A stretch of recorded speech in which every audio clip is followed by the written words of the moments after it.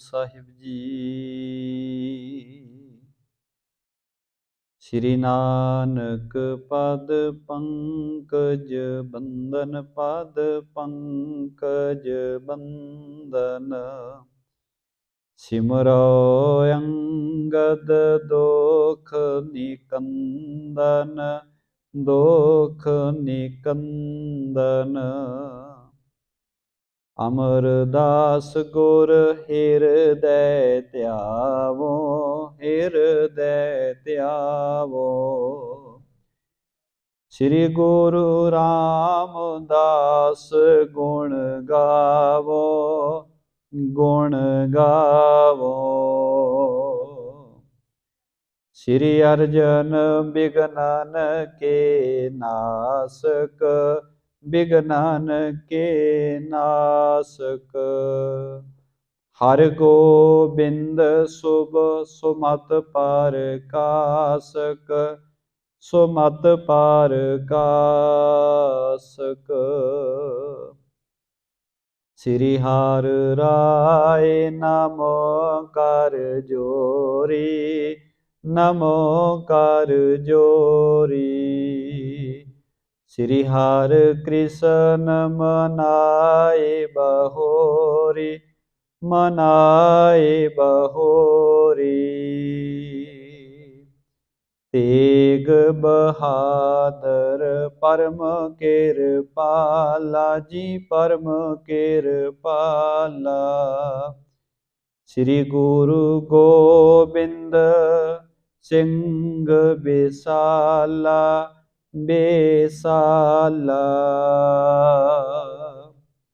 ਤਰੋਂ ਤਰਾ ਪਰ ਪੁਨ ਪੁਨ ਸੀਸਾ, ਪੁਨ ਪੁਨ ਸੀਸਾ। ਬੰਦੋ ਬਾਰ ਬਾਰ ਜਗਤੀਸਾ, ਜਗਤੀਸਾ। ਗੁਰੂ ਨਾਨਕ ਪਰਸੋਤਮੰ ਪਰਮ ਪੁਰਾਵਰ ਨਾਥ। ਜੁਗਲ ਚਰਨ ਮਮ ਬੰਦਨਾ, ਧਰ ਪਾਰ ਦਰ ਕਾਰ ਮਾਥ। ਜੁਗਲ ਚਰਨ ਮਮ ਬੰਦਨਾ, ਧਰ ਪਾਰ ਦਰ ਕਾਰ ਮਾਥ।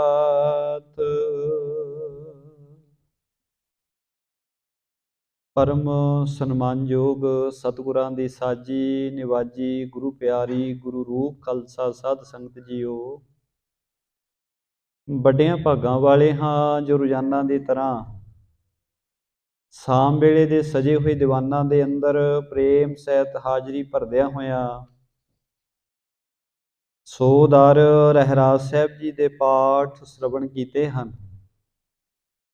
ਗੁਰੂ ਚਰਨਾਂ ਵਿੱਚ ਜੁੜ ਕਰਕੇ ਅਰਦਾਸ ਬੇਨਤੀ ਕੀਤੀ। ਸਤਿਗੁਰਾਂ ਨੇ ਕਿਰਪਾ ਕਰਦਿਆਂ ਅਰਬੀ ਬਾਣੀ ਦੇ ਪਾਵਨ ਪਵਿੱਤਰ ਮੁਖਵਾਕ ਬਖਸ਼ਿਸ਼ ਕਰਕੇ ਸਾਨੂੰ ਨਿਹਾਲ ਕੀਤਾ ਹੈ। ਉਪਰੰਤ ਗੁਰੂ ਕੀ ਗੋਦ ਅੰਦਰ ਜੁੜ ਬੈਠੇ ਹਾਂ।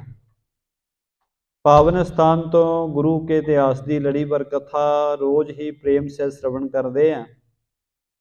ਚੱਲ ਰਹੀ ਕਥਾ ਦੇ ਨਾਲ ਸਾਂਝ ਪਾਉਣ ਤੋਂ ਪਹਿਲਾਂ ਆਓ ਰਸਨਾ ਪਵਿੱਤਰ ਕਰੀਏ, ਗੁਰੂ ਚਰਨਾਂ ਵਿੱਚ ਹਾਜ਼ਰੀ ਲਗਵਾਈਏ। ਪ੍ਰੇਮ ਸਹਿਤ ਸਾਰੀ ਸੰਗਤ ਆਖੋ ਜੀ ਵਾਹਿਗੁਰੂ ਜੀ ਕਾ ਖਾਲਸਾ, ਵਾਹਿਗੁਰੂ ਜੀ ਕੀ ਫਤਿਹ। ਚੱਲ ਰਹੀ ਇਤਿਹਾਸ ਦੀ ਲੜੀਵਾਰ ਕਥਾ ਵਿੱਚੋਂ ਪਾਵਨ ਪ੍ਰਸੰਗ ਸ਼ਰਵਣ ਕਰ ਰਹੇ ਸੀ ਕਿ ਜਗਤ ਦੇ ਮਾਲਕ ਧੰਨ ਗੁਰੂ ਨਾਨਕ ਸਾਹਿਬ ਸੱਚੇ ਪਾਤਸ਼ਾਹ ਮਹਾਰਾਜ ਜੀ ਕਰਤਾਰਪੁਰ ਸਾਹਿਬ ਦੀ ਪਾਵਨ ਧਰਤੀ ਤੇ ਵਿਰਾਜੇ ਹੋਏ ਨੇ। ਇੱਥੇ ਹੀ ਸੰਗਤਾਂ ਨੂੰ ਉਪਦੇਸ਼ ਦੇ ਕੇ ਸਿੱਧੇ ਰਸਤੇ ਤੇ ਪਾ ਰਹੇ ਹਨ। ਧੰਨ ਗੁਰੂ ਅੰਗਦ ਦੇਵ ਮਹਾਰਾਜ ਸੱਚੇ ਪਾਤਸ਼ਾਹ ਜੀ ਨੂੰ, ਦੂਸਰੇ ਪਾਤਸ਼ਾਹ ਜੀ ਨੂੰ ਗੁਰਤਾ ਗੱਦੀ ਦੀ ਜ਼ਿੰਮੇਵਾਰੀ ਸਤਿਗੁਰਾਂ ਨੇ ਸੌਂਪ ਦਿੱਤੀ ਹੈ। ਹੁਣ ਸਤਿਗੁਰਾਂ ਨੂੰ ਦਰਗਾਹੀ ਸੁਨੇਹਾ ਮਿਲਿਆ ਹੈ। ਸਰੀਰਕ ਜਾਮੇ ਨੂੰ ਸੰਕੋਚਣ ਵਾਸਤੇ ਸਤਿਗੁਰਾਂ ਨੇ ਤਿਆਰੀ ਕਰ ਲਈ। ਸਤਿਗੁਰੂ ਦੀ ਸੇਵਾ ਦੇ ਵਿੱਚ ਜਿਹੜਾ ਗੁਰੂ ਕਾ ਸਿੱਖ ਰਹਿੰਦਾ, ਜਿਹਦਾ ਨਾਮ ਹੈ ਭਾਈ ਸਧਾਰਨ ਜੀ, ਭਾਈ ਸਧਾਰਨ ਜੀ ਨੂੰ ਸਤਿਗੁਰਾਂ ਨੇ ਪਾਸ ਬੁਲਾਇਆ ਤੇ ਇੱਕ 8 ਵਿਗਿਆਂ ਦੇ ਖੇਤ ਦੇ ਵਿੱਚ ਲਿਜਾ ਕੇ ਮਹਾਰਾਜ ਨੇ ਬਚਨ ਕੀਤਾ। ਕਹਿਣ ਲੱਗੇ, ਭਾਈ ਸਧਾਰਨ ਜੀ, ਜਿਸ ਵੇਲੇ ਅਸੀਂ ਸਰੀਰਕ ਜਾਮੇ ਨੂੰ ਸੰਕੋਚ ਲਈਏ, ਭਾਵ ਕਿ ਸਾਡੇ ਸਰੀਰ ਵਿੱਚੋਂ ਜੋਤ ਪ੍ਰਮਾਤਮਾ ਦੀ ਜੋਤ ਵਿੱਚ ਲੀਨ ਹੋ ਜਾਵੇ, ਤਾਂ ਸਾਡੇ ਸਰੀਰ ਨੂੰ ਇਸ ਖੇਤ ਵਿੱਚ ਲਿਆ ਕੇ ਤੇ ਸਾਡੇ ਸਰੀਰ ਦੀ ਚਿਖਾ ਇੱਥੇ ਇਸ ਖੇਤ ਦੇ ਵਿੱਚ ਹੀ ਤਿਆਰ ਕਰਨੀ। ਤੇ ਮਹਾਰਾਜ ਕਹਿਣ ਲੱਗੇ, ਜੇ ਕੋਈ ਹੋਰ ਕਿਸੇ ਜਗ੍ਹਾ ਵਾਸਤੇ ਕਵੇ ਕਿ ਫਲਾਣੀ ਜਗ੍ਹਾ ਗੁਰੂ ਸਾਹਿਬ ਦੇ ਸਰੀਰ ਨੂੰ ਲੈ ਚੱਲੋ, ਫਲਾਣੀ ਜਗ੍ਹਾ ਲੈ ਚੱਲੋ, ਤਾਂ ਸਤਿਗੁਰਾਂ ਨੇ ਕਿਹਾ ਕਿਤੇ ਨਹੀਂ ਲੈ ਕੇ ਜਾਣਾ, ਇਸੇ ਖੇਤ ਦੇ ਵਿੱਚ ਸਾਡੇ ਸਰੀਰ ਤੇ ਲੱਕੜਾਂ ਪਾ ਦੇਣੀ।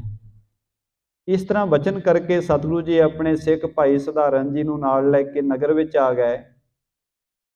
ਤੇ ਉਸ ਵੇਲੇ ਸਤਿਗੁਰੂ ਜੀ ਆਪਣੇ ਪਾਸ ਜਿਹੜੀਆਂ 4 ਚਾਦਰਾਂ ਰੱਖਿਆ ਕਰਦੇ ਸਨ। 2 ਚਾਦਰਾਂ ਨਾਲ ਆਪਣਾ ਸਰੀਰ ਢੱਕ ਕੇ ਰੱਖਦੇ ਸਨ ਤੇ 2 ਧੋ ਕੇ ਰੱਖ ਲੈਂਦੇ ਸਨ, ਉਹਨਾਂ ਨੂੰ ਬਦਲ ਲੈਂਦੇ ਸਨ ਤੇ ਦੂਸਰੀਆਂ ਪਹਿਨ ਲੈਂਦੇ ਸਨ।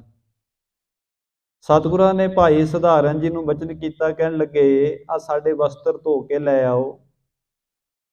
ਤੇ ਭਾਈ ਸਧਾਰਨ ਜੀ ਨੇ ਗੁਰੂ ਸਾਹਿਬ ਜੀ ਦੇ ਉਹ ਵਸਤਰ, ਜਿਹੜੀਆਂ 2 ਚਾਦਰਾਂ ਹੀ ਨੇ, ਬਹੁਤੇ ਵਸਤਰ ਨਹੀਂ ਗੁਰੂ ਸਾਹਿਬ ਜੀ ਪਹਿਨਦੇ, ਕੇਵਲ ਚਾਦਰਾਂ ਦੇ ਨਾਲ ਆਪਣੇ ਤਨ ਨੂੰ ਕੱਜ ਕੇ ਰੱਖਦੇ ਨੇ।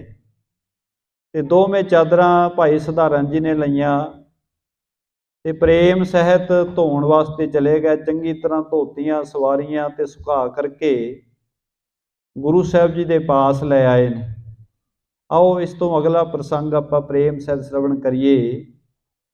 ਸੁਣ ਰਜਾਏ ਲੈ ਪਟ ਸੰਗ ਹਾਥਾ, ਬਹਿਰ ਪਖਾਰੇ ਜਲ ਕੇ ਸਾਥਾ।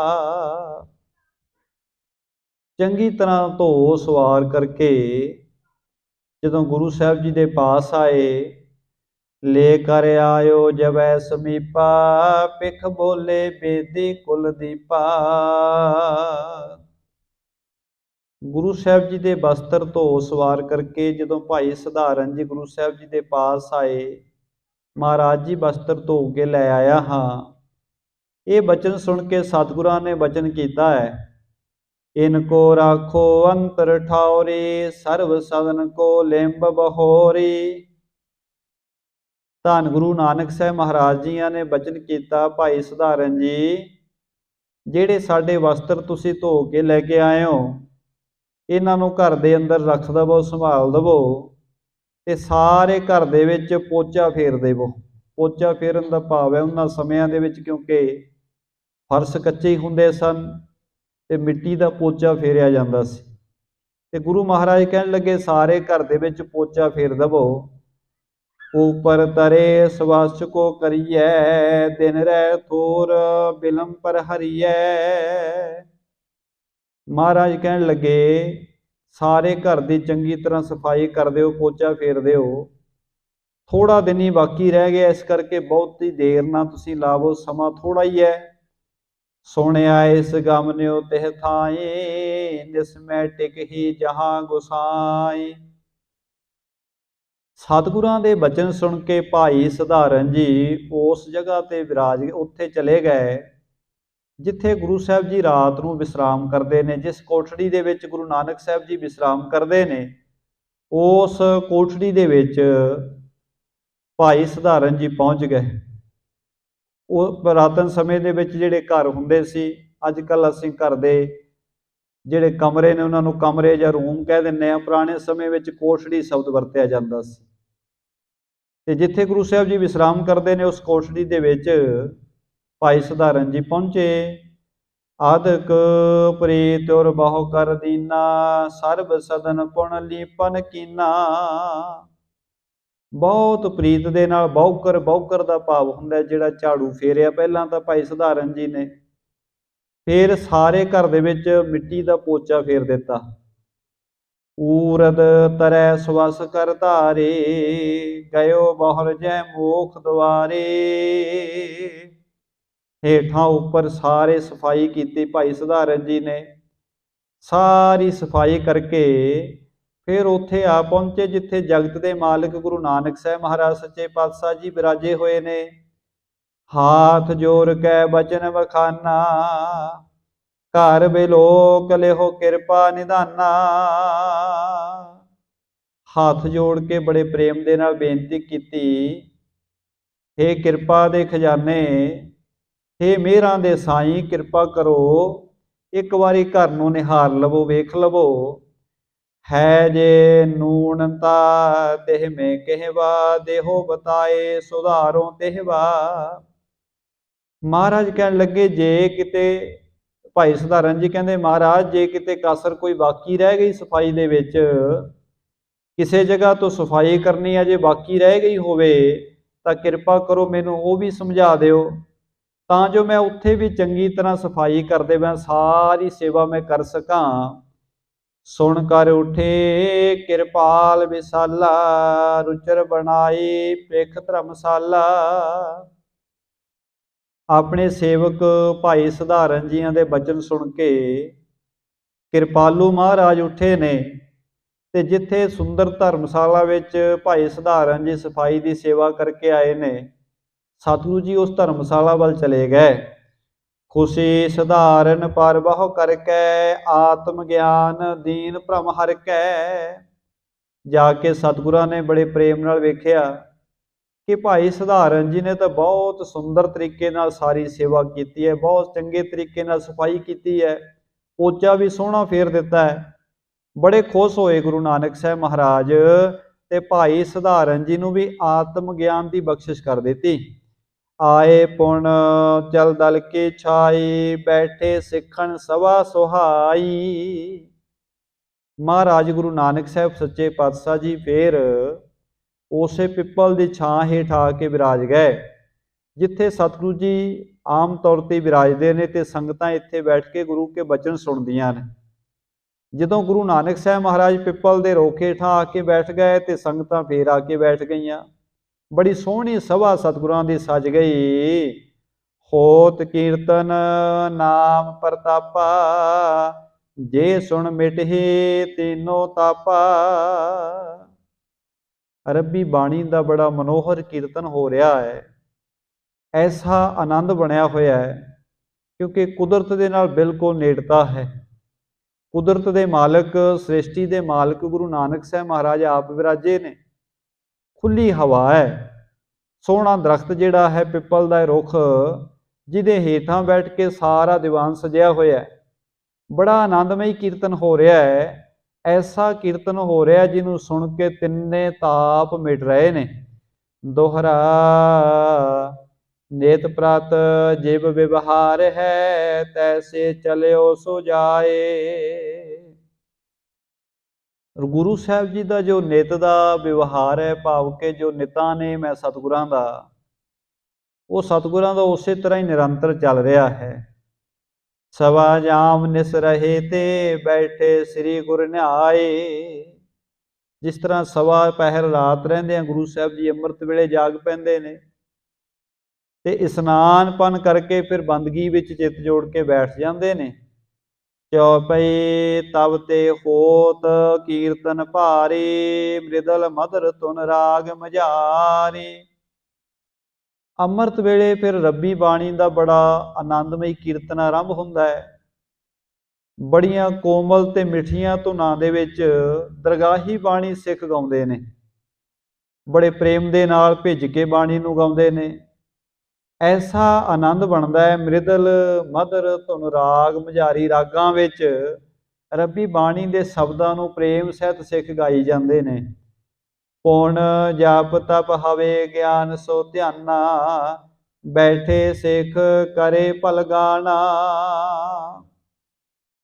ਬਾਣੀ ਦਾ ਐਸਾ ਪ੍ਰਵਾਹ ਚੱਲਦਾ ਹੈ, ਨਾਮ ਬਾਣੀ ਦਾ ਜਾਪ ਹੁੰਦਾ ਹੈ।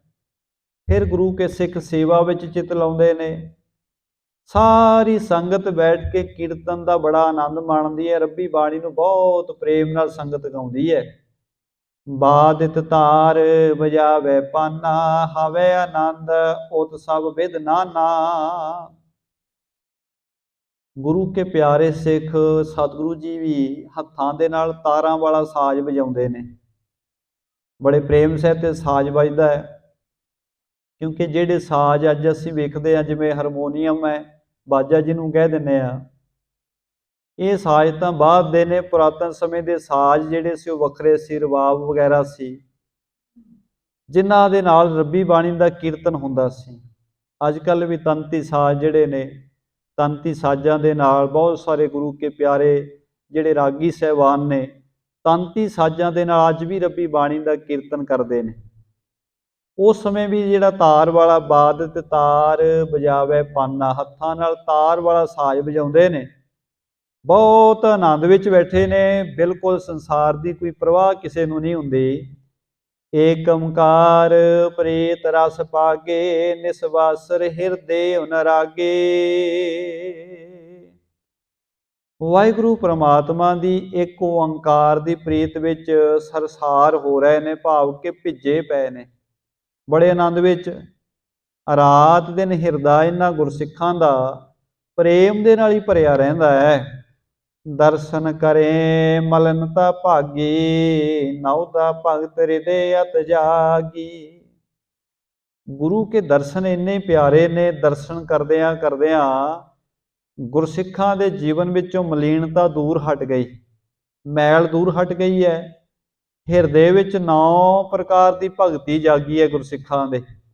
ਏਕ ਰੰਗ ਮੈਂ ਰੰਗੇ ਸਭ ਹੀ, ਦੁਐਂਤ ਭਾਵ ਔਰ ਆਏ ਨ ਕਬ ਹੀ। ਜਿੰਨੇ ਗੁਰੂ ਕੇ ਪਿਆਰੇ ਸਿੱਖ ਨੇ, ਸਾਰੇ ਇੱਕੋ ਹੀ ਰੰਗ ਵਿੱਚ ਰੰਗੇ ਪਏ ਨੇ। ਉਹ ਰੰਗ ਕਿਹੜਾ ਹੈ? ਵਾਹਿਗੁਰੂ ਜੀ ਦੇ ਨਾਮ ਦਾ ਰੰਗ, ਜਿਹਨੂੰ ਰੱਬੀ ਬਾਣੀ ਨੇ ਬਚਨ ਕਿਹਾ, ਲਾਲ ਰੰਗ ਤਿਸ ਕੋ ਲੱਗਾ, ਜਿਸ ਕੇ ਵਡ ਭਾਗਾ। ਮੈਲਾ ਕਦੇ ਨਾ ਹੋਵੇ ਨਾ ਲਾਗੈ ਦਾਗਾ। ਰੱਬੀ ਬਾਣੀ ਦਾ ਇੱਕ ਗੂੜਾ ਸੂਹਾ ਰੰਗ ਗੁਰੂ ਸਾਹਿਬ ਨੇ ਦੱਸਿਆ, ਕਹਿੰਦਾ ਐਸਾ ਰੰਗ ਹੈ ਪਰਮਾਤਮਾ ਜੀ ਦੇ ਪ੍ਰੇਮ ਦਾ, ਜਿਹਦੇ ਨਾਲ ਗੁਰਸਿੱਖ ਹਰ ਵੇਲੇ ਰੰਗੇ ਰਹਿੰਦੇ ਨੇ। ਮਨ ਪ੍ਰੇਮ ਦੇ ਵਿੱਚ ਰੰਗੇ ਹੋਏ ਨੇ, ਇੰਨਾ ਮਨ ਰੰਗਿਆ ਹੈ ਦਵੈਤ ਭਾਵਨਾ ਜੀਵਨ ਵਿੱਚ ਨੇੜੇ ਵੀ ਨਹੀਂ ਆਉਂਦੀ। ਭਏ ਬ੍ਰਿਖ ਜਿਉ ਸੇਖੋ ਪਕਾਰੀ, ਮੀਨ ਨੀਰ ਜਿਉ ਪ੍ਰੀਤ ਆਧਾਰੀ। ਕਵੀ ਜੀ ਕਹਿੰਦੇ ਗੁਰੂ ਕੇ ਸਿੱਖ ਇੰਨੇ ਪਿਆਰੇ ਹੋ ਗਏ ਨੇ, ਇੰਨੇ ਪਰਉਪਕਾਰੀ ਹੋ ਗਏ ਨੇ, ਜਿਵੇਂ ਰੁੱਖ ਹੁੰਦਾ ਹੈ। ਜਿਹੜਾ ਦਰਖਤ ਹੈ, ਦਰਖਤ ਦਾ ਸਾਰਾ ਹੀ ਜੀਵਨ ਪਰਉਪਕਾਰ ਦੇ ਵਿੱਚ ਸਮਰਪਿਤ ਹੁੰਦਾ ਹੈ। ਜਦੋਂ ਅਸੀਂ ਕੋਈ ਦਰਖਤ ਵੇਖਦੇ ਹਾਂ, ਜਦੋਂ ਦਰਖਤ ਸੋਹਣਾ ਹੁੰਦਾ ਹੈ ਤੇ ਉਹ ਕਿਸੇ ਨੂੰ ਛਾਂ ਦਿੰਦਾ ਹੈ, ਕਿਸੇ ਨੂੰ ਫਲ ਦਿੰਦਾ ਹੈ, ਕਿਸੇ ਨੂੰ ਫੁੱਲ ਦਿੰਦਾ ਹੈ, ਪੰਛੀਆਂ ਦੇ ਰਹਿਣ ਵਾਸਤੇ ਥਾਂ ਦਿੰਦਾ ਹੈ, ਤੇ ਮਨੁੱਖਤਾ ਨੂੰ ਸਾਹ ਲੈਣ ਵਾਸਤੇ ਆਕਸੀਜਨ ਦਿੰਦਾ ਹੈ। ਹੁਣ ਜੇ ਕੋਈ ਰੁੱਖ ਨੂੰ ਵੱਢ ਵੀ ਲਵੇ ਤੇ ਵੱਢਿਆ ਹੋਇਆ ਰੁੱਖ ਵੀ ਫਿਰ ਕਿਸੇ ਦੇ ਵਾਸਤੇ ਫਰਨੀਚਰ ਬਣ ਕੇ, ਸੋਹਣੇ ਬੈਠਣ ਵਾਲੀਆਂ ਵਸਤੂਆਂ ਬਣ ਕੇ, ਜਾਂ ਸ਼ਿੰਗਾਰ ਦਾ ਸਮਾਨ ਬਣ ਕੇ, ਉਹ ਵੀ ਕਿਸੇ ਦੇ ਘਰ ਦਾ ਸ਼ਿੰਗਾਰ ਬਣਦਾ, ਕਿਸੇ ਨੂੰ ਸੁੱਖ ਦਿੰਦਾ ਦਰਖਤ। ਤੇ ਜੇ ਕਿਤੇ ਹੋਰ ਕੁਝ ਨਾ ਹੋਵੇ ਤੇ ਦਰਖਤ ਜਿਹੜਾ ਅਖੀਰ ਦੇ ਸਮੇਂ ਆਪਣਾ ਆਪਾ ਸਾੜ ਕੇ ਕਿਸੇ ਵਾਸਤੇ ਭੋਜਨ ਤਿਆਰ ਕਰਦਾ ਹੈ, ਕਿਸੇ ਵਾਸਤੇ ਹੋਰ ਕਾਰਜ ਬੇਅੰਤ ਜਿਹੜੇ ਅੱਗ ਨਾਲ ਸਵਰਦੇ ਨੇ ਉਹ ਕਾਰਜ ਸਵਾਰ ਦਿੰਦਾ ਹੈ। ਭਾਵ ਕਿ ਦਰਖਤ ਦਾ, ਰੁੱਖ ਦਾ ਜਿੰਨਾ ਵੀ ਜੀਵਨ ਹੈ ਦੂਜੇ ਦੇ ਭਲੇ ਵਾਸਤੇ ਹੀ ਹੈ, ਇਹ ਪਰਉਪਕਾਰੀ ਹੈ। ਤੇ ਗੁਰੂ ਨਾਨਕ ਸਾਹਿਬ ਮਹਾਰਾਜ ਜੀ ਦੇ ਜਿੰਨੇ ਗੁਰੂ ਨਾਨਕ ਦੇ ਸਿੱਖ ਨੇ, ਉਹਨਾਂ ਦਾ ਸਾਰਾ ਹੀ ਜੀਵਨ ਪਰਉਪਕਾਰਾਂ ਵਾਲਾ ਹੈ। ਉਹ ਪਰਉਪਕਾਰੀ ਬਣ ਗਏ, ਭਾਵ ਕਿ ਹਰੇਕ ਨੂੰ ਸੁੱਖ ਹੀ ਦਿੰਦੇ ਨੇ, ਹਰੇਕ ਦੇ ਵਾਸਤੇ ਭਲਾ ਹੀ ਕਰਦੇ ਨੇ। ਕਵੀ ਜੀ ਕਹਿੰਦੇ ਭਏ ਬ੍ਰਿਖ ਜਿਉ ਸਿੱਖ ਉਪਕਾਰੀ, ਰੁੱਖਾਂ ਵਰਗੇ ਹੋ ਗਏ ਨੇ ਸਿੱਖ। ਰੁੱਖਾਂ ਵਰਗੇ ਦਾ ਭਾਵ ਉਪਕਾਰੀ ਹੋ ਗਏ ਨੇ, ਪਰਉਪਕਾਰ ਕਰਦੇ ਨੇ, ਧਰਮ ਦੇ ਬਿਰਸ ਬਣ ਗਏ ਨੇ। ਤੇ ਨਾਲ ਹੀ ਬਚਨ ਕੀਤਾ, ਕਹਿੰਦੇ ਮੀਨ ਨੀਰ ਜਿਉ ਪ੍ਰੀਤ ਆਧਾਰੀ। ਜਿਵੇਂ ਮੱਛੀ ਦਾ ਆਧਾਰ ਪਾਣੀ ਹੈ, ਮੱਛੀ ਪਾਣੀ ਨੂੰ ਪ੍ਰੇਮ ਕਰਦੀ ਹੈ, ਗੁਰੂ ਕੇ ਸਿੱਖ ਉਸੇ ਤਰ੍ਹਾਂ ਹੀ ਬਾਣੀ ਨੂੰ ਪ੍ਰੇਮ ਕਰਦੇ ਨੇ, ਬੜੇ ਪ੍ਰੇਮ ਸਹਿਤ ਜਪਦੇ ਨੇ। ਨਾਮ ਜਪਤ ਚਾਤ੍ਰਿਕ ਕੀ ਭੰਤੇ, ਲੇਖਾ ਬਨਕ ਗਿਆਨ ਦਿਨ ਰਾਤੀ। ਜਿਵੇਂ ਪਪੀਹਾ ਜਿਹੜਾ ਹੈ, ਚਾਤ੍ਰਿਕ ਪਪੀਹਾ, ਬਬੀਹਾ ਵੀ ਕਿਹਾ ਜਾਂਦਾ ਹੈ, ਉਹ ਪਾਣੀ ਦੀ ਬੂੰਦ ਨਾਲ, ਸਵੰਤੀ ਬੂੰਦ ਨਾਲ ਪ੍ਰੇਮ ਕਰਦਾ ਹੈ। ਉਸ ਤਰ੍ਹਾਂ ਗੁਰੂ ਕੇ ਸਿੱਖ ਗੁਰੂ ਕੀ ਬਾਣੀ ਰੂਪੀ ਬੂੰਦ ਨਾਲ ਪ੍ਰੇਮ ਕਰਦੇ ਨੇ। ਬਾਣੀ ਵਾਸਤੇ ਬਹੁਤ ਹਿਰਦੇ ਕਰਕੇ ਪੁਕਾਰ ਕਰਦੇ ਨੇ। ਤੇ ਜਿਵੇਂ ਕਹਿੰਦੇ ਬਾਣੀਆਂ ਕੋਈ ਹੋਵੇ, ਵਪਾਰ ਕਰਨ ਵਾਲਾ ਬਾਣੀਆਂ, ਉਹ ਰਾਤ ਦਿਨ ਲੇਖੇ ਜੋਖੇ ਕਰਦਾ ਰਹਿੰਦਾ ਹੈ, ਹਿਸਾਬ ਕਿਤਾਬ ਬਣਾਉਂਦਾ ਰਹਿੰਦਾ ਹੈ। ਉਸੇ ਤਰ੍ਹਾਂ ਹੀ ਗੁਰੂ ਕੇ ਸਿੱਖ ਰਾਤ ਦਿਨ ਗੁਰੂ ਕੀ ਬਾਣੀ ਦੇ ਨਾਲ ਪ੍ਰੇਮ ਪਾ ਕੇ ਰੱਖਦੇ ਨੇ। ਬਾਣੀ ਦਾ ਧਿਆਨ, ਬਾਣੀ ਦਾ ਪ੍ਰੇਮ ਤਾਂ अपने हिसाब किताब नाल माया नाल हुंदा है, पर उन्ना ही प्रेम गुरु के सिख गुरु की बाणी नाल करदे ने। भाव के सुरत विच गुरु का प्रेम वसिया ते बाणी चली जाती है। उर मैं ध्यान चकोरे चंदू लोचन अलगुल लोचन अल गुर पद अरविंदू। हिरदा इस तरह गुरु के सिखां दा गुरु के चरणों में जुड़िया है जिमें चकोर चंद नाल चित ला लैंदी है। चकोर दा चंद नाल बड़ा प्रेम है। उस तरह गुरु नानक दे सिखां दा गुरु साहब के चरणों नाल प्रेम बनया होया है। जिमें चकोर आस रख के बैठती है चंद के दर्शनों वास्ते, उस तरह ही गुरु के सिखां दीआं अखां नूं भी गुरु के दर्शनों की आस लगी रहिंदी है। गुरु के दर्शन करके रजदे नहीं हन।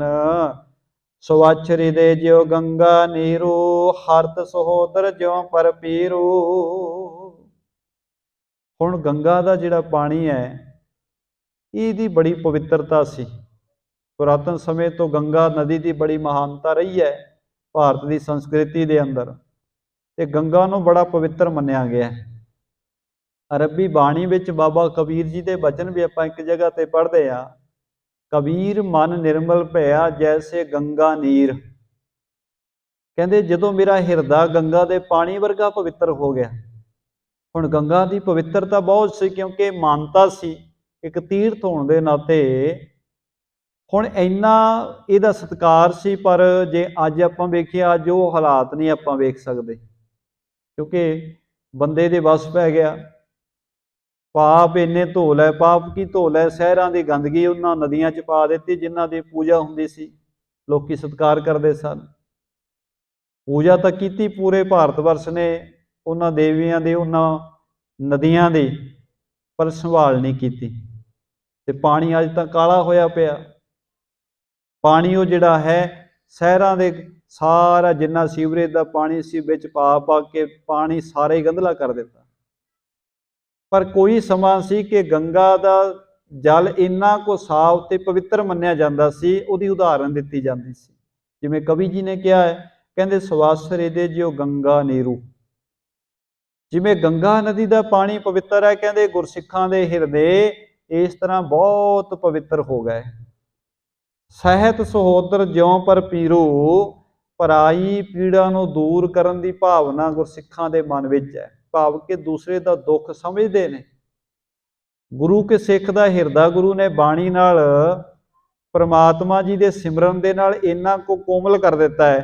गुरु का सिख किसी दूसरे का दुख देख नहीं सकता जे बाणी नूं प्रेम नाल पढ़े, क्योंकि बाणी आपां वचन पढ़ते हैं, गुरु की बाणी पत्थरां दा भी भला कर दिंदी है। इहदे नाल पत्थर भी कोमल हो जाते हैं जे गुरु की बाणी का इन्ना प्रभाव है। भाव के हिरदे रूपी जिहड़े पत्थर ने वो भी कोमल हो जाते हैं जे कोई गुरु का सिख प्रेम नाल बाणी पढ़े। हाँ जे दिखावे मात्र पढ़नी है, फिर साडे विचों कई बिल्कुल कठोर हिरदियां वाले भी हैगे ने जिन्हां दे मन विच कोई असर ही नहीं किसी दे दुख दा किसी दे सुख दा। बड़े कठोर हिरदे भी हैगे ने साडे विच ही ने, पर जिन्हां दे उत्ते बाणी दा असर है उन्हां दे हिरदे पवित्र ते कोमल हो जाते हैं। ते कवि जी कहते ने पराई पीड़ा नूं देख के गुरसिखां दा सुभाअ ये बन गया उन्होंने दूर करिए, दूसरे दे दुख नहीं देख सकते। अराग रहत पुलकत तन ऐसे परमानंद में जोगी वैसे। हुण कहंदे जिस वेले कीर्तन करते ने, कीर्तन करदियां करदियां इन्ने आनंद विच चले जाते हैं गुरु के सिख, जिमें कोई जोगी बहुत चिरां तो भगती विच बैठा होवे, बिल्कुल समाधि विच लीन बैठा होवे। क्योंकि कीर्तन असल विच क्या ही इहनूं किया है, जदों कोई भिज के कीर्तन करे, आनंद लवे बाणी दा कीर्तन दा। जे बंदा केवल ते केवल कंन रस विच पिया होया है जां दिखावे मात्र पिया, उहनूं तां महाराज ने आसा की बार दे बचनां विच ही कह दिता, कोई गावै रागी नादी बेदी बहु भांत कर, नहीं हर हर भीजै राम राज। कहंदे कोई गाई जावे कोई सुनी जावे, कोई गावै रागी नादी बेदी, किन्ना ही कुछ होवे विद्वान होवे भावें किन्ना ही सोहना रागी होवे, किन्ने ही सोहने तरीकिਆਂ ਦੇ ਨਾਲ गावे, कोई गावे रागी नादी बेदी बहु भांत कर, नहीं हर हर भीजै राम राजे। साहब कहते रब नहीं खुश हुंदा, भेजदा ही नहीं। क्यों? क्योंकि जिन्ना अंतर कपट विकार है तिन्ना रोए क्या कीजै। हुण गुरु साहब कहंदे जिन्हां दे अंदर कपट ते विकार होवे ते उपरों रो रो के दिखाई जाण। बड़े लोग आपां वेखदे आ, उन्हां दा धंधा ही इस तरह दा बणिया होया है, उन्हां नूं पता है कि लोकां नूं जे रो के दिखावांगे ते पैसे मिल जाणगे, ते ਉਹ इस ढंग दे नाल रोंदे ने ते बंदे नूं लगदा है ਇਹ ਤਾਂ सचमुच बड़े दुखी ने। ਉਹਨਾਂ ਦਾ ਰੋਣਾ ਇੱਕ ਕਪਟ ਹੁੰਦਾ ਹੈ। ਤੇ ਗੁਰੂ ਸਾਹਿਬ ਨੇ ਉਸੇ ਤਰ੍ਹਾਂ ਹੀ ਕਿਹਾ, ਕਹਿੰਦੇ ਭਾਈ ਜੇ ਅੰਦਰ ਪ੍ਰੇਮ ਹੀ ਨਹੀਂ, ਅੰਦਰੋਂ ਹੀ ਨਹੀਂ ਜੁੜਿਆ ਤੇ ਭਿੱਜ ਕੇ ਨਹੀਂ ਗਾ ਰਿਹਾ, ਇਹ ਤਾਂ ਇਸੇ ਤਰ੍ਹਾਂ ਹੀ ਹੈ ਜਿਨ੍ਹਾਂ ਅੰਤਰ ਕਪਟ ਵਿਕਾਰ ਹੈ ਤਿੰਨਾ ਰੋਏ ਕਿਹਾ ਕਿ ਜੇ ਉਹਨਾਂ ਦਾ ਰੋਣਾ ਕਿਸੇ ਕੰਮ ਦਾ ਨਹੀਂ ਜਿਨ੍ਹਾਂ ਦੇ ਅੰਦਰ ਕਪਟ ਹੋਵੇ, ਦਿਖਾਵੇ ਮਾਤਰ। ਉਸੇ ਤਰ੍ਹਾਂ ਹੀ ਜੇ ਬੰਦਗੀ ਕਰੀਏ, ਕੀਰਤਨ ਕਰੀਏ, ਵਾਹਿਗੁਰੂ ਪ੍ਰਮਾਤਮਾ ਦੀ ਸਿਫਤ ਸਲਾਹ ਕਰੀਏ, ਜਿਹੜਾ ਵੀ ਗੁਰੂ ਕਾ ਸਿੱਖ ਕਰਦਾ, ਕਵੀ ਜੀ ਕਹਿੰਦੇ ਇੰਨੇ ਪ੍ਰੇਮ ਵਿੱਚ ਗੁਰੂ ਕੇ ਸਿੱਖ ਕੀਰਤਨ ਕਰਦੇ ਨੇ, ਇਸ ਤਰ੍ਹਾਂ ਜੁੜ ਜਾਂਦੇ ਨੇ ਜਿਵੇਂ ਕੋਈ ਜੋਗੀ ਬੈਠਾ ਹੋਵੇ, ਬੜੇ ਆਨੰਦ ਵਿੱਚ ਬੈਠ ਕੇ ਅਰਬੀ ਬਾਣੀ ਦੇ ਕੀਰਤਨ ਨੂੰ ਗਾਉਂਦੇ ਨੇ। ਸੇਵਾ ਕਰੇ ਧਰੇ ਉਰ ਭਾਉ, ਪਾਏ ਪਰਮ ਪਦ ਪ੍ਰਭੂ ਭਰਾਉ। ਇੰਨੇ ਪ੍ਰੇਮ ਨਾਲ ਸੇਵਾ ਕਰਦੇ ਨੇ, ਸੁੱਧ ਬੁੱਧ ਭੁਲਾ ਦਿੰਦੇ ਨੇ ਸੰਸਾਰ ਦੀ। ਜਦੋਂ ਪ੍ਰੇਮ ਦੇ ਨਾਲ ਸੇਵਾ ਕਰਦੇ ਨੇ, ਪ੍ਰੇਮ ਦੇ ਨਾਲ ਵਾਹਿਗੁਰੂ ਦੇ ਘਰ ਦਾ ਕੀਰਤਨ ਕਰਦੇ ਨੇ, ਤਾਂ ਪ੍ਰਮਾਤਮਾ ਦੀ ਐਸੀ ਕਿਰਪਾ ਹੁੰਦੀ ਹੈ, ਪਰਮ ਪਦਵੀ ਦੀ ਪ੍ਰਾਪਤੀ ਹੋ ਜਾਂਦੀ ਹੈ। ਦੋਹਰਾ ਤਿਨ ਕੀ ਮਹਿਮਾ ਕਿਆ ਕਰੋ, ਜੋ ਸਿੱਖ ਗੁਰੂ ਹਦੂਰ। ਮਮ ਮਤ ਮਸਕ ਸਮਾਨ ਹੈ, ਕਸ ਚਾਵੇ ਗਿਰਪੂਰ। ਕਵੀ ਸੰਤੋਖ ਸਿੰਘ ਜੀ ਕਹਿੰਦੇ ਮੈਂ ਉਹਨਾਂ ਗੁਰਸਿੱਖਾਂ ਦੀ ਕੀ ਮਹਿਮਾ ਕਰਾਂ, ਕਿੰਨੀ ਕੁ ਉਹਨਾਂ ਗੁਰਸਿੱਖਾਂ ਦੀ ਵਡਿਆਈ ਕਰਾਂ ਜਿਹੜੇ ਗੁਰੂ ਕੀ ਹਜ਼ੂਰੀ ਵਿੱਚ ਰਹਿ ਕੇ ਪ੍ਰੇਮ ਦੇ ਵਿੱਚ ਸੇਵਾ ਕਮਾਉਂਦੇ ਨੇ। ਤਿਨ ਕੀ ਮਹਿਮਾ ਕਿਆ ਕਰੋ, ਜੋ ਸਿੱਖ ਗੁਰੂ ਹਦੂਰ, ਜਿਹੜੇ ਗੁਰੂ ਕੇ ਚਰਨਾਂ ਵਿੱਚ ਰਹਿਣ ਵਾਲੇ ਸਿੱਖ ਨੇ, ਉਹਨਾਂ ਦੀ ਮੈਂ ਕਿੰਨੀ ਕੁ ਮਹਿਮਾ ਕਰਾਂ। ਕਹਿੰਦੇ ਮਾਮ ਮਤ ਮਸਕ ਸਮਾਨ ਹੈ, ਮਸਕ ਕਹਿੰਦੇ ਨੇ ਮੱਛਰ ਨੂੰ, ਕਹਿੰਦੇ ਮੇਰੀ ਮਤ ਤਾਂ ਬਿਲਕੁਲ ਛੋਟੇ ਜਿਹੇ ਮੱਛਰ ਵਰਗੀ ਹੈ, ਤੇ ਮੈਂ ਏਡੀ ਵੱਡੀ ਮਹਿਮਾ ਦਾ ਪਹਾੜ ਕਿਵੇਂ ਚੁੱਕ ਸਕਦਾ। ਭਾਵ ਕਿ ਗੁਰਸਿੱਖਾਂ ਦੀ, ਗੁਰੂ ਕੇ ਚਰਨਾਂ ਵਿੱਚ ਰਹਿਣ ਵਾਲੇ ਸਿੱਖਾਂ ਦੀ, ਜਿਹੜੇ ਪ੍ਰੇਮ ਵਿੱਚ ਭਿੱਜੇ ਹੋਏ ਨੇ, ਉਹਨਾਂ ਦੀ ਮਹਿਮਾ ਮੈਂ ਕਿਵੇਂ ਬਿਆਨ ਕਰ ਸਕਦਾ। ਚੌਪਈ ਤਿਸਨਾਇਆ ਸਾ ਨਾਸੀ ਐਸੇ, ਬੇਨਤੀਏ ਹਨ ਉਰਗਨ ਜੈਸੇ। ਗੁਰਸਿੱਖਾਂ ਦੀ ਮਹਿਮਾ ਕਹਿੰਦੇ ਕੀ ਬਿਆਨ ਕਰੀਏ। ਗੁਰਸਿੱਖਾਂ ਨੇ ਆਪਣੇ ਜੀਵਨ ਦੇ ਤ੍ਰਿਸ਼ਨਾ ਤੇ ਆਸਾਂ ਨੂੰ ਇਵੇਂ ਖਤਮ ਕਰ ਦਿੱਤਾ ਹੈ ਜਿਵੇਂ ਗਰੜ ਸੱਪਾਂ ਨੂੰ ਮਾਰ ਦਿੰਦਾ ਹੈ। ਕਾਮ ਕ੍ਰੋਧ ਲੋਭ ਹੰਕਾਰੂ, ਸਹਿਤ ਵਿਦਿਆ ਮੋਹ ਨਿਰਪਾਰੂ। ਕਹਿੰਦੇ ਦੁਨੀਆ ਨੂੰ ਤੰਗ ਕਰਨ ਵਾਲੇ ਜਿਹੜੇ ਵਿਕਾਰ ਨੇ, ਕਾਮ ਕ੍ਰੋਧ ਲੋਭ ਹੰਕਾਰ ਅਵਿਦਿਆ, ਇਹ ਸਾਰਾ ਕੁਝ ਗੁਰਸਿੱਖਾਂ ਦੇ ਜੀਵਨ ਵਿੱਚੋਂ ਬਿਲਕੁਲ ਦੂਰ ਹੋ ਗਿਆ ਹੈ। ਹਿੰਸਾ ਕੂਰ ਪਿਸਨਤਾ ਨਿੰਦਾ, ਸਿੱਖੀ ਮਗ ਪਿਖ ਇਨਕੋ ਚਿੰਦਾ। ਕਵੀ ਜੀ ਕਹਿੰਦੇ ਗੁਰਸਿੱਖਾਂ ਦੀ ਇਹ ਮਹਿਮਾ ਹੈ, ਗੁਰਸਿੱਖਾਂ ਨੂੰ ਗੁਰਸਿੱਖੀ ਦੇ ਮਾਰਗ ਤੇ ਤੁਰਦਿਆਂ ਵੇਖ ਕੇ ਜਿਹੜੀ ਹਿੰਸਾ ਹੈ, ਜਿਹੜੀ ਝੂਠ ਹੈ, ਚੁਗਲੀ ਹੈ, ਨਿੰਦਿਆ ਹੈ, ਇਹ ਸਾਰੇ ਚਿੰਤਤ ਹੋ ਗਏ ਨੇ ਕਿ ਗੁਰਸਿੱਖਾਂ ਦੇ ਤਾਂ ਅਸੀਂ ਨੇੜੇ ਵੀ ਨਹੀਂ ਜਾ ਸਕਦੇ। ਗੁਰਸਿੱਖਾਂ ਦੇ ਜੀਵਨ ਵਿੱਚ ਭਾਵ ਕਿ ਹਿੰਸਾ, ਝੂਠ, ਚੁਗਲੀ ਤੇ ਨਿੰਦਿਆ, ਇਹ ਗੁਰਸਿੱਖਾਂ ਦੇ ਜੀਵਨ ਵਿੱਚੋਂ ਦੂਰ ਹੋ ਗਈ। ਗੁਰਸਿੱਖ ਨਿੰਦਿਆ ਤੋਂ, ਹਿੰਸਾ ਤੋਂ, ਝੂਠ ਤੋਂ, ਵਿਕਾਰਾਂ ਤੋਂ ਬਿਲਕੁਲ ਬਚ ਗਏ। ਹੁਣ ਇਹ ਗੁਰਸਿੱਖਾਂ ਦੀ ਮਹਿਮਾ ਹੋ ਰਹੀ ਹੈ ਜਿਹੜੇ ਗੁਰੂ ਕੇ ਪਿਆਰੇ ਸਿੱਖ ਨੇ, ਤੇ ਅਸੀਂ ਆਪਣੇ ਜੀਵਨ ਵਿੱਚ ਕੋਸ਼ਿਸ਼ ਕਰਨੀ ਹੈ ਕਿ ਅਸੀਂ ਗੁਰਸਿੱਖਾਂ ਵਰਗੇ ਬਣ ਸਕੀਏ।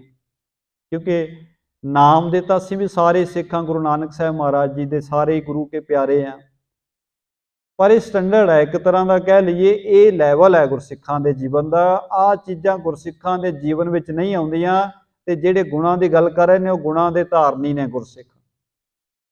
ਇਹ ਲੈਵਲ ਆ ਗੁਰਸਿੱਖੀ ਦਾ, ਤੇ ਇਸ ਪਦਵੀ ਤੱਕ ਪਹੁੰਚਣ ਵਾਸਤੇ ਹਰੇਕ ਗੁਰਸਿੱਖ ਨੂੰ ਆਪਣੇ ਜੀਵਨ ਵਿੱਚ ਯਤਨ ਕਰਨਾ ਪਵੇਗਾ, ਉਪਰਾਲਾ ਕਰਨਾ ਪਵੇਗਾ।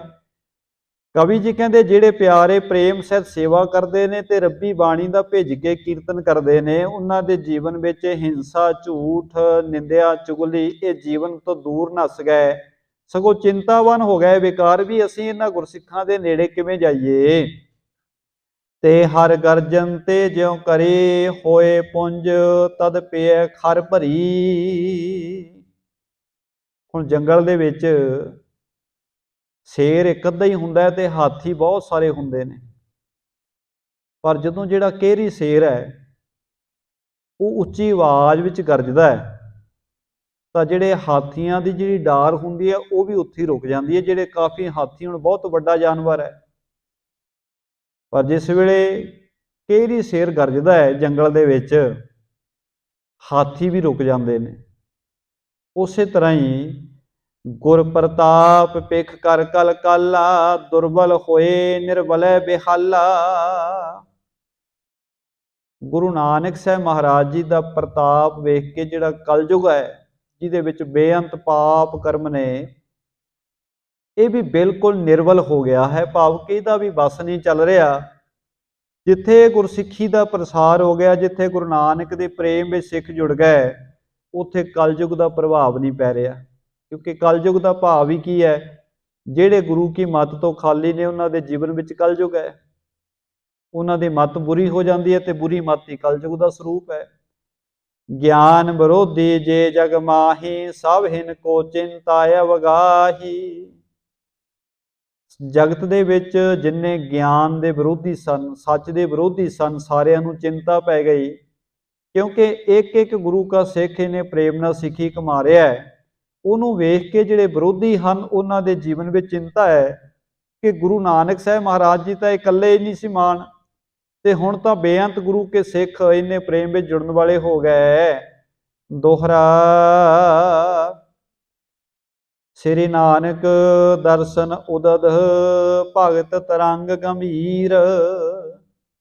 ਗਿਆਨ ਇੰਦ ਪ੍ਰਦਰਿਤ ਵਿਖੈ, ਕਾਮ ਮੋਹ ਗਤ ਪੀਰ। ਕਵੀ ਸੰਤੋਖ ਸਿੰਘ ਜੀ ਕਹਿੰਦੇ ਨੇ, ਧੰਨ ਗੁਰੂ ਨਾਨਕ ਸਾਹਿਬ ਮਹਾਰਾਜ ਵਿਸ਼ਾਲ ਸਮੁੰਦਰ ਦੀ ਤਰ੍ਹਾਂ ਨੇ। ਜਿਵੇਂ ਸਮੁੰਦਰ ਵਿੱਚ ਲਹਿਰਾਂ ਉੱਠਦੀਆਂ ਨੇ, ਗੁਰੂ ਕੇ ਜੀਵਨ ਵਿੱਚ ਭਗਤੀ ਦੀਆਂ ਲਹਿਰਾਂ ਨੇ। ਗਿਆਨ ਇੰਦ ਪ੍ਰਦਰਿਤ ਵਿਖੈ, ਕਾਮ ਮੋਹ ਗਤ ਪੀਰ। ਗੁਰੂ ਕੇ ਇਸ ਗਿਆਨ ਰੂਪੀ ਸਾਗਰ ਦੇ ਵਿੱਚ ਬੇਅੰਤ ਗੁਣ ਹਨ, ਮੋਤੀ ਹਨ, ਤੇ ਗੁਰੂ ਕੇ ਸਿੱਖ ਆ ਕੇ ਗੁਰੂ ਰੂਪੀ ਸਾਗਰ ਦੇ ਵਿੱਚੋਂ ਗਿਆਨ ਰੂਪੀ ਮੋਤੀ ਪ੍ਰਾਪਤ ਕਰਦੇ ਨੇ। ਗੁਰੂ ਕੇ ਚਰਨਾਂ ਵਿੱਚੋਂ ਸ਼ਬਦਾਂ ਰੂਪੀ ਜਿਹੜੇ ਕੀਮਤੀ ਮੋਤੀ ਨੇ, ਕਿਉਂਕਿ ਸਮੁੰਦਰ ਦੀਆਂ ਗਹਿਰਾਈਆਂ ਵਿੱਚ ਕੀਮਤੀ ਮੋਤੀ ਮਿਲਦੇ ਨੇ। ਉਸੇ ਤਰ੍ਹਾਂ ਗੁਰੂ ਕੇ ਹਿਰਦੇ ਵਿੱਚੋਂ ਗੁਰਸਿੱਖਾਂ ਨੂੰ ਜ਼ਿੰਦਗੀ ਨੂੰ ਸੋਹਣੇ ਤਰੀਕੇ ਨਾਲ ਜਿਉਣ ਵਾਸਤੇ ਗੁਰੂ ਕੇ ਬਚਨਾਂ ਰੂਪੀ ਕੀਮਤੀ ਮੋਤੀ ਮਿਲਦੇ ਨੇ। ਚੌਪਈ ਚਿਤ ਚਕੋਰ, ਚਿਤਵਤ ਚਖ ਸਾਰੇ, ਵਿਖੇ ਮਨੋਰਥ ਕੋਕ ਦੁਖਾਰੇ। ਸਾਰੇ ਸਿੱਖਾਂ ਦੇ ਹਿਰਦੇ ਚਕੋਰ ਵਰਗੇ ਨੇ। ਚੰਦ ਤੇ ਚਕੋਰ ਦੀ ਪ੍ਰੀਤ ਸਾਡੀਆਂ ਪੁਰਾਤਨ ਕਹਾਣੀਆਂ ਵਿੱਚ ਬਹੁਤ ਪ੍ਰਸਿੱਧ ਰਹੀ ਹੈ। ਚਕੋਰ ਇੱਕ ਪੰਛੀ ਹੈ ਤੇ ਜਿਹਦਾ ਚੰਦਰਮਾ ਦੇ ਨਾਲ ਬਹੁਤ ਜ਼ਿਆਦਾ ਪ੍ਰੇਮ ਹੈ। ਇਹ ਜਦੋਂ ਚੰਦਰਮਾ ਨੂੰ ਦੇਖਣ ਵਾਸਤੇ ਬੜੀ ਉੱਚੀ ਉੱਚੀ ਕੂਕਦਾ ਹੈ ਪੰਛੀ ਰਾਤ ਨੂੰ, ਤੇ ਚੰਦ ਤੇ ਚਕੋਰ ਦੀ ਬੜੀ ਪ੍ਰੀਤ ਦਾ ਜ਼ਿਕਰ ਆਉਂਦਾ। ਜਿੱਥੇ ਵੀ ਪ੍ਰੇਮ ਦੀ ਗੱਲ ਚੱਲਦੀ ਹੈ ਉੱਥੇ ਚਕੋਰ ਦਾ ਜ਼ਿਕਰ ਆਉਂਦਾ ਹੁੰਦਾ। ਤੇ ਕਵੀ ਜੀ ਕਹਿੰਦੇ ਜਿਹੜੇ ਗੁਰਸਿੱਖ ਨੇ, ਗੁਰਸਿੱਖਾਂ ਦੇ ਚਿੱਤ ਚਕੋਰ ਵਰਗੇ ਨੇ।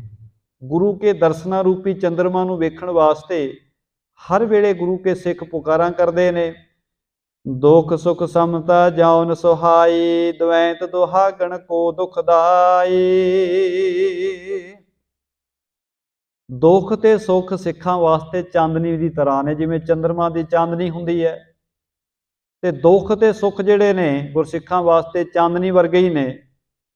ਤੇ ਉਹਨਾਂ ਵਾਸਤੇ ਦੁੱਖ ਤੇ ਸੁੱਖ ਦੋਵੇਂ ਚੀਜ਼ਾਂ ਗੁਰਸਿੱਖਾਂ ਦੇ ਜੀਵਨ ਨੂੰ ਦੁਖੀ ਨਹੀਂ ਕਰਦੀਆਂ, ਕਿਉਂਕਿ ਪ੍ਰੀਤ ਚੰਦ ਦੇ ਨਾਲ ਹੈ ਤੇ ਚੰਦਰਮਾ ਦੀ ਚਾਂਦਨੀ ਦੇ ਨਾਲ। ਜੇ ਚੰਦਰਮਾ ਨਾਲ ਪ੍ਰੇਮ ਹੈ ਤੇ ਚਾਂਦਨੀ ਨਾਲ ਵੀ ਪ੍ਰੇਮ ਹੋਏਗਾ। ਭਾਵ ਕਿ ਚਾਹੇ ਦੁੱਖ ਆ ਜਾਏ ਭਾਵੇਂ ਸੁੱਖ ਆ ਜਾਏ, ਗੁਰੂ ਕੇ ਸਿੱਖ ਆਪਣੇ ਪ੍ਰੀਤ ਨੂੰ ਘਟਾਉਂਦੇ ਨਹੀਂ ਹਨ। ਸਮਤ ਸੁਹਾਗਣ ਕੋ ਸੁਖਕਾਰੀ, ਸੁਭ ਗੁਣ ਖਿਰੇ ਕੁਮਦਨੀ ਬਾਰੀ। ਹੁਣ ਜਿਸ ਤਰ੍ਹਾਂ ਰਾਤ ਨੂੰ ਚੰਦਰਮਾ ਦਾ ਪ੍ਰਕਾਸ਼ ਹੁੰਦਾ ਹੈ, ਤੇ ਚੰਦਰਮਾ ਦੇ ਪ੍ਰਕਾਸ਼ ਵਿੱਚ ਕੁਝ ਫੁੱਲ ਨੇ ਜਿਹੜੇ ਰਾਤ ਨੂੰ ਚੰਦਰਮਾ ਦੇ ਚਾਨਣ ਨਾਲ ਹੀ ਖਿੜਦੇ ਨੇ। ਤੇ ਉਸੇ ਤਰ੍ਹਾਂ ਹੀ ਗੁਰੂ ਕੇ ਸਿੱਖਾਂ ਦੇ ਹਿਰਦੇ ਵੀ ਉਹਨਾਂ ਫੁੱਲਾਂ ਦੀ ਤਰ੍ਹਾਂ ਖਿੜ ਪੈਂਦੇ ਨੇ। ਇਸ ਵੇਦ ਸਤਿਯੁਗ ਪੁਰ ਕਰਤਾਰਾ, ਵਰਤਾਇਓ ਤਿਹ ਕਾਲ ਉਧਾਰਾ। ਵੈਸੇ ਗੁਰੂ ਸਾਹਿਬ ਜੀ ਦੇ ਸਮੇਂ ਦਾ ਜਿਹੜਾ ਸਮਾਂ ਹੈ ਉਹ ਕਲਯੁਗ ਦਾ ਹੈ, ਪਰ ਕਵੀ ਜੀ ਕਹਿੰਦੇ ਜੇ ਕਰਤਾਰਪੁਰ ਸਾਹਿਬ ਦੇ ਦਰਸ਼ਨ ਕਰੀਏ, ਜਿੱਥੇ ਧੰਨ ਗੁਰੂ ਨਾਨਕ ਸਾਹਿਬ ਮਹਾਰਾਜ ਸੱਚੇ ਪਾਤਸ਼ਾਹ ਵਿਰਾਜ ਰਹੇ ਨੇ, ਜੇ ਜਾ ਕੇ ਸਤਿਗੁਰਾਂ ਦੇ ਦੀਦਾਰੇ ਕਰੀਏ ਤੇ ਸਾਹਿਬ ਕਹਿੰਦੇ ਉੱਥੇ ਸਤਿਯੁਗ ਵਰਤਦਾ ਪਿਆ। ਕਿਉਂਕਿ ਸਤਿਯੁਗ ਵਿੱਚ ਕੀ ਹੈ? ਸੱਚ ਦਾ ਪਸਾਰ ਸੀ, ਸ਼ੁਭ ਗੁਣ ਸਨ, ਲੋਕਾਂ ਦੇ ਵਿੱਚ ਚੰਗਿਆਈਆਂ ਸਨ। ਤੇ ਕਰਤਾਰਪੁਰ ਸਾਹਿਬ ਦੀ ਧਰਤੀ ਤੇ ਗੁਰੂ ਕੇ ਸਿੱਖ ਵਸਦੇ ਨੇ, ਜਿਨ੍ਹਾਂ ਦੇ ਅੰਦਰ ਪ੍ਰੇਮ ਹੈ, ਧਰਮ ਹੈ, ਦਇਆ ਹੈ, ਨਿਮਰਤਾ ਹੈ, ਖਿਮਾ ਹੈ, ਸੰਤੋਖ ਹੈ। ਇਹ ਰੱਬੀ ਗੁਣ ਨੇ ਤੇ ਔਗਣ ਉਹਨਾਂ ਦੇ ਜੀਵਨ ਵਿੱਚ ਨਹੀਂ ਆ ਰਹੇ। ਇਸ ਕਰਕੇ ਹੁਣ ਜਿਹੜਾ ਕਰਤਾਰਪੁਰ ਸਾਹਿਬ ਦਾ ਜਿੰਨਾ ਵੀ ਆਲੇ ਦੁਆਲੇ ਦਾ ਵਾਜੂ ਮੰਡਲ ਹੈ, ਇੱਥੋਂ ਦਾ ਆਲਾ ਦੁਆਲਾ ਹੈ, ਇੰਜ ਜਾਪਦਾ ਜਿਵੇਂ ਇੱਥੇ ਆ ਕੇ ਸਤਿਯੁਗ ਵਿੱਚ ਆ ਗਏ ਹੋਈਏ, ਜਿੱਥੇ ਸਾਰੇ ਪਾਸੇ ਸੱਚ ਦਾ ਹੀ ਪਸਾਰਾ ਹੈ। ਤੇਸ ਨਿਸ ਗੁਰ ਜਾਗੇ ਕੀਏ ਮੱਜਨ, ਮਿਲੇ ਆਨ ਸਭ ਹੀ ਤਵ ਸੱਜਣ। ਅੱਜ ਸਮਾਂ ਆਇਆ, ਧੰਨ ਗੁਰੂ ਨਾਨਕ ਸਾਹਿਬ ਮਹਾਰਾਜ ਸੱਚੇ ਪਾਤਸ਼ਾਹ ਜੀ ਨੇ ਰਾਤ ਬਤੀਤ ਕੀਤੀ। ਪਹਿਲਾਂ ਦੀ ਤਰ੍ਹਾਂ ਹੀ ਅੱਜ ਅੰਮ੍ਰਿਤ ਵੇਲੇ ਭਾਵ ਕਿ ਸਵਾ ਪਹਿਰ ਰਾਤ ਰਹਿੰਦਿਆਂ ਜਾਗੇ ਨੇ। ਸਵਾ ਪਹਿਰ ਦਾ ਭਾਵ ਹੈ 12 ਤੋਂ ਲੈ ਕੇ 3 ਵਜੇ ਤੱਕ ਦਾ ਪਹਿਰ ਹੁੰਦਾ, ਫਿਰ 3 ਤੋਂ 6 ਵਜੇ ਤੱਕ ਦਾ ਪਹਿਰ ਹੁੰਦਾ ਹੈ, 3 ਤੋਂ 6 ਵਜੇ ਤੱਕ ਇੱਕ ਪਹਿਰ ਹੁੰਦਾ ਹੈ। ਭਾਵ ਕਿ ਗੁਰੂ ਸਾਹਿਬ ਜੀ 3 ਵਜੇ ਤੋਂ ਪਹਿਲਾਂ ਉੱਠਦੇ ਨੇ, ਸਵਾ ਪਹਿਰ ਰਾਤ ਰਹਿੰਦਿਆਂ ਉੱਠਦੇ ਨੇ। ਸਤਿਗੁਰੂ ਜੀ ਜਾਗੇ ਤੇ ਜਾਗ ਕੇ ਸਤਿਗੁਰਾਂ ਨੇ ਹਰ ਰੋਜ਼ ਦੀ ਤਰ੍ਹਾਂ ਇਸ਼ਨਾਨ ਕੀਤਾ। ਗੁਰੂ ਕੇ ਪਿਆਰੇ ਸਿੱਖ ਆ ਕੇ ਗੁਰੂ ਸਾਹਿਬ ਨੂੰ ਮਿਲ ਪਏ। ਹੋਤ ਕੀਰਤਨ ਕੀ ਧੁਨ ਭੋਰੇ, ਭਾਉ ਸ ਭਗਤ ਗਿਆਨ ਕੇ ਪੋਰੇ। ਸਤਿਗੁਰੂ ਜੀ ਦੇ ਪਿਆਰੇ ਆ ਕੇ ਸੱਜ ਗਏ ਸੰਗਤ ਵਿੱਚ। ਰੱਬੀ ਬਾਣੀ ਦੇ ਕੀਰਤਨ ਦੀਆਂ ਧੁਨੀਆਂ ਉੱਠ ਰਹੀਆਂ ਨੇ, ਰੱਬੀ ਬਾਣੀ ਦਾ ਕੀਰਤਨ ਆਰੰਭ ਹੋ ਗਿਆ ਹੈ। ਭਰੇ ਪ੍ਰੇਮ ਔਰ ਮੋਦ ਵਢਾਈ, ਕੇਤਕ ਸੁਣੈ ਕੇਤਕ ਮੁਖ ਗਾਏ। ਸਾਰੇ ਗੁਰੂ ਕੇ ਪਿਆਰੇ ਸਿੱਖ ਬੜਾ ਪ੍ਰੇਮ ਵਧਾ ਕੇ ਬੜੇ ਆਨੰਦ ਦੇ ਨਾਲ ਬਾਣੀ ਸੁਣ ਰਹੇ ਨੇ, ਕੀਰਤਨ ਨੂੰ ਸੁਣ ਰਹੇ ਨੇ। ਤੇ ਕਈ ਸਾਰੇ ਪਿਆਰੇ ਗੁਰਸਿੱਖ ਜਿਵੇਂ ਕੀਰਤਨ ਦਾ ਆਵਾਜ਼ਾਂ ਆ ਰਿਹਾ, ਕੀਰਤਨ ਦੀ ਧੁਨ ਸੁਣਦੀ ਹੈ, ਉਵੇਂ ਆਪ ਵੀ ਰੱਬੀ ਬਾਣੀ ਦੇ ਸ਼ਬਦਾਂ ਨੂੰ ਗਾ ਰਹੇ ਨੇ। ਤੇ ਛਿਨ ਬੈਠੇ ਸੋਚ ਵਿਮੋਚਨ, ਸੁਣਤਿਓ ਮੁਦੇ ਕਮਲ ਬੰਦ ਲੋਚਨ। ਧੰਨ ਗੁਰੂ ਨਾਨਕ ਸਾਹਿਬ ਮਹਾਰਾਜ ਸੱਚੇ ਪਾਤਸ਼ਾਹ ਜੀ ਬੜੇ ਆਨੰਦ ਵਿੱਚ ਬੈਠੇ ਨੇ। ਦੋਵੇਂ ਨੇਤਰ ਸਤਿਗੁਰਾਂ ਦੇ ਬੰਦ ਨੇ। ਨੇਤਰ ਬੰਦ ਕਰਕੇ ਬੜੇ ਧਿਆਨ ਸਹਿਤ ਰੱਬੀ ਬਾਣੀ ਦਾ ਕੀਰਤਨ ਮਹਾਰਾਜ ਸੁਣ ਰਹੇ ਨੇ। ਲਗੇ ਸਮਾਧ ਅਖੰਡ ਸਰੂਪਾ, ਜਿਹ ਤੇ ਜਾਣੇ ਆਨੰਦ ਅਨੂਪਾ। ਸਤਿਗੁਰਾਂ ਦੀ ਅਖੰਡ ਸਮਾਧੀ ਲੱਗੀ ਹੋਈ ਹੈ, ਭਾਵ ਕਿ ਬਿਲਕੁਲ ਅਡੋਲ ਚਿੱਤ ਬੈਠੇ ਨੇ। ਨੇਤਰ ਸਤਿਗੁਰਾਂ ਦੇ ਬੰਦ ਨੇ, ਕੀਰਤਨ ਚੱਲ ਰਿਹਾ ਹੈ, ਰੱਬੀ ਬਾਣੀ ਦਾ ਕੀਰਤਨ ਸੁਣ ਰਹੇ ਨੇ। ਸਾਗਰੇ ਅੰਗ ਅਡੋਲ ਰਹਾਏ, ਚਤਰ ਮਹੂਰਤ ਜਵੈ ਬਿਤਾਏ। ਬੜੇ ਅਹਿਲ ਤੇ ਅਡੋਲ ਬੈਠੇ ਨੇ, ਕਿਉਂਕਿ ਜਦੋਂ ਬੰਦੇ ਦਾ ਧਿਆਨ ਟਿਕਿਆ ਹੋਵੇ ਫਿਰ ਬੰਦਾ ਸਰੀਰ ਕਰਕੇ ਬਿਲਕੁਲ ਟਿਕ ਕੇ ਬੈਠ ਜਾਂਦਾ ਹੈ। ਉਹਦਾ ਜੇ ਮਨ ਟਿਕਿਆ ਤੇ ਸਰੀਰ ਵੀ ਟਿਕਿਆ ਰਹੇਗਾ। ਤੇ ਸਤਿਗੁਰੂ ਜੀ ਦੀ ਸੁਰਤ ਟਿਕੀ ਹੋਈ ਹੈ, ਇਸ ਕਰਕੇ ਬਿਲਕੁਲ ਅਹਿਲ ਤੇ ਅਡੋਲ ਬੈਠੇ ਨੇ, ਨੇਤਰ ਬੰਦ ਨੇ। 8 ਘੜੀਆਂ ਬਤੀਤ ਹੋ ਗਈਆਂ। 24 ਮਿੰਟਾਂ ਦੀ ਇੱਕ ਘੜੀ ਹੁੰਦੀ ਹੈ, 8 ਘੜੀਆਂ ਬਤੀਤ ਹੋ ਗਈਆਂ। ਬਿਕਸੇ ਤਵੇ ਰੁਚਰ ਜੁਗ ਲੋਚਨ, ਬੋਲੇ ਬਾਣੀ ਬੰਧ ਮੇ ਬੋਚਨ। 8 ਘੜੀਆਂ ਤੋਂ ਬਾਅਦ ਸਤਿਗੁਰਾਂ ਨੇ ਨੇਤਰ ਖੋਲੇ। ਨੇਤਰ ਖੋਲ ਕੇ ਸਤਿਗੁਰੂ ਜੀ ਅੱਜ ਬੜੇ ਖੁਸ਼ ਆਨੰਦ ਵਿੱਚ ਦਿਖ ਰਹੇ ਨੇ।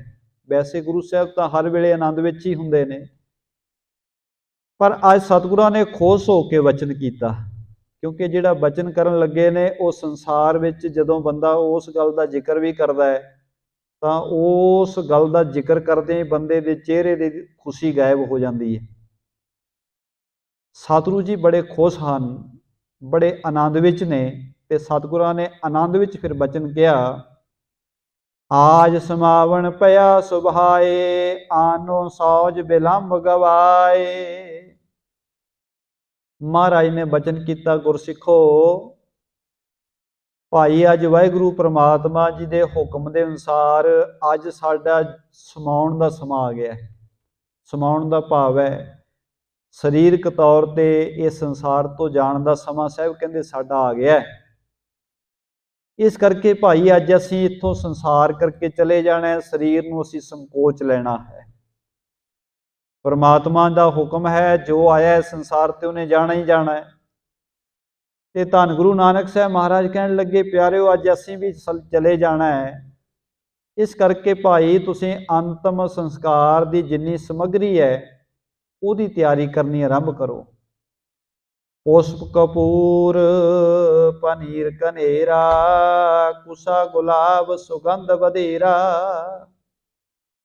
ਮਹਾਰਾਜ ਨੇ ਕਿਹਾ ਭਾਈ ਜਿਹੜੀ ਦੱਬ ਵਗੈਰਾ ਹੈ ਜਾਂ ਹੋਰ ਜਿਹੜੀ ਅੰਤਮ ਸੰਸਕਾਰ ਦੀ ਸਮੱਗਰੀ ਹੈ, ਲੱਕੜਾਂ ਵਗੈਰਾ ਨੇ, ਉਹ ਭਾਈ ਸਾਰੀਆਂ ਤਿਆਰ ਕਰ ਲਵੋ।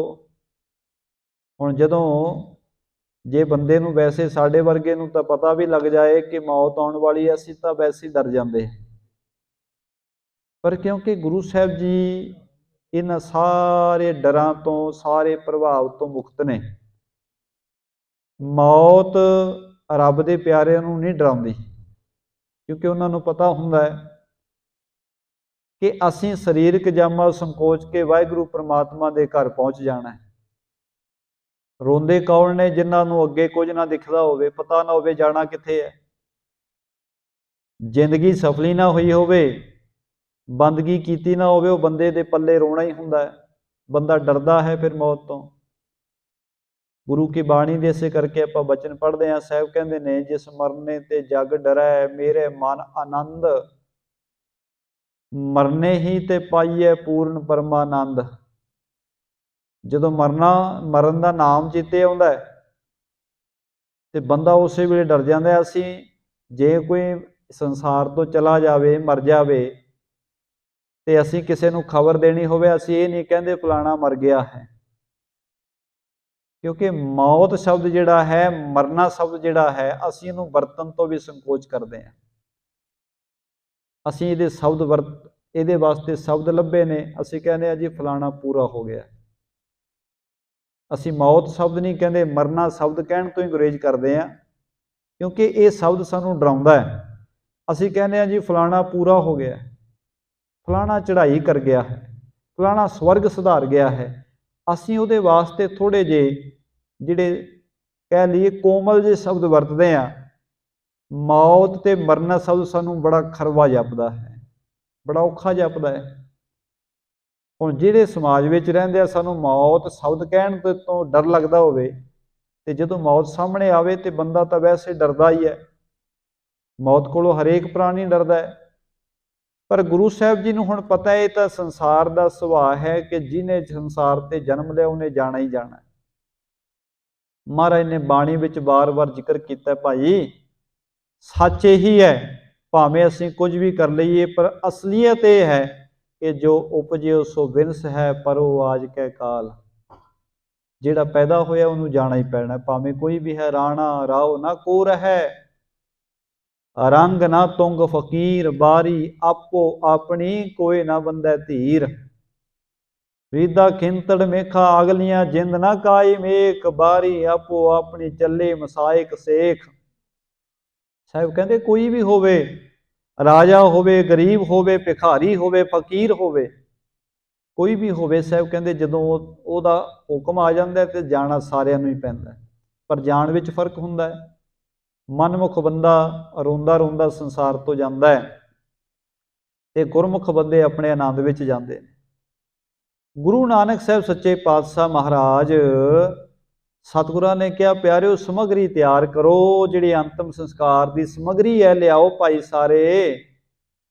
ਕਿਸੇ ਵੀ ਤਰ੍ਹਾਂ ਦਾ ਮਨ ਵਿੱਚ सतगुरु कहते इत्यादक पावन सब आनो करो हरख कस शोक न ठानो।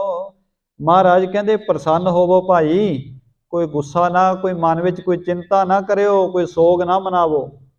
असीं तो अपने घर जा रहे हैं, असीं तो अपने निज घर जा रहे हैं। साडा सदीवी घर जिहड़ा है सचखंड है, वाहिगुरू परमात्मा दे विच असीं एकमिक हो जाना है।